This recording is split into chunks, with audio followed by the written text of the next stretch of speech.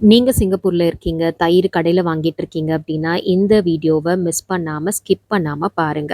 இந்த மாதிரி நீங்களே திக் கர்ட் வந்து வீட்லயே செய்யலாம். எப்படி செய்றதுன்னு பார்க்கலாமா? ஃபர்ஸ்ட் வந்து கிரீன்ஃபீல்ட்ஸ் மில்க் வாங்கிக்கோங்க. இது ப்ரொமோஷனல் வீடியோலாம் இல்ல. இது நான் பர்சனலா யூஸ் பண்ணிட்டுருக்கேன். ரொம்ப சூப்பரா இருக்கும். 100% ஃப்ரெஷ் மில்க் எடுத்துக்கோங்க. ஸோ காலையில போல நீங்க பொர ஊத்துனீங்க அப்படின்னா, லைக் மதியம் போல இது வந்து சூப்பரா கர்ட் வந்து ரெடி ஆயிடும். ஃபர்ஸ்ட் வந்து ஃப்ரெஷ் மில்க் 100% ஃபேட் மில்க் வந்து எடுத்து ஒரு பவுல்ல போட்டு காய வச்சுருங்க. லைட்டா இந்த மாதிரி பொங்கி வரும்போது ஆஃப் பண்ணிட்டு கொஞ்ச நேரம் லைக் ஒரு 20 மினிட்ஸ் போல ரெஸ்ட் பண்ண விட்டுருங்க. அதுக்கப்புறம் அது வந்து மில்க் வந்து கொஞ்சம் வார்மா இருக்கணுங்க. நீங்க ஒரு கை விட்டு பார்த்தீங்க அப்படின்னா, உங்களுக்கு சூடு பொறுக்கிற அளவுக்கு இந்த சூடு இருக்கணும். கண்டிப்பா கொஞ்சமாவது வார்மா இருக்கணும். இல்லாட்டி தயிர் வந்து செட் ஆக ரொம்ப டைம் எடுக்கும். இப்போ வீட்லயே செஞ்ச தயிரோ, இல்ல கடையில வாங்குன தயிரோ எடுத்து அதில வந்து கொஞ்சமா தண்ணி ஆட் பண்ணிக்கோங்க. ஆட் பண்ணிட்டு இந்த மாரி நல்லா மிக்ஸ் பண்ணி விட்டுருங்க.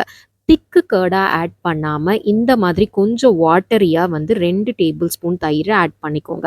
அந்த பால்ல நீங்க 2 டேபிள் ஸ்பூன் தயிர் வந்து இந்த மாதிரி லிக்விடா இருக்கணுங்க. லிக்விட் ஃபார்ம்ல ஆட் பண்ணிட்டு நல்லா மிக்ஸ் பண்ணி விட்டுருங்க. மிக்ஸ் பண்ணிட்டு கவர் பண்ணி டிஸ்டர்ப் பண்ணாம ஒரு 5 ஹார்ஸ் விட்டுருங்க.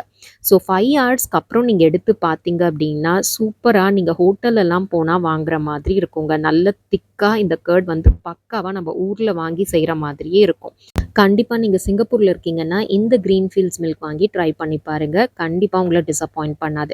வேற பிராண்ட்ல எனக்கு ட்ரை பண்ணும்போது அவ்ளோ சாட்டிஸ்ஃபைடா இல்லங்க. இந்த பிராண்ட் சூப்பரா இருக்கு.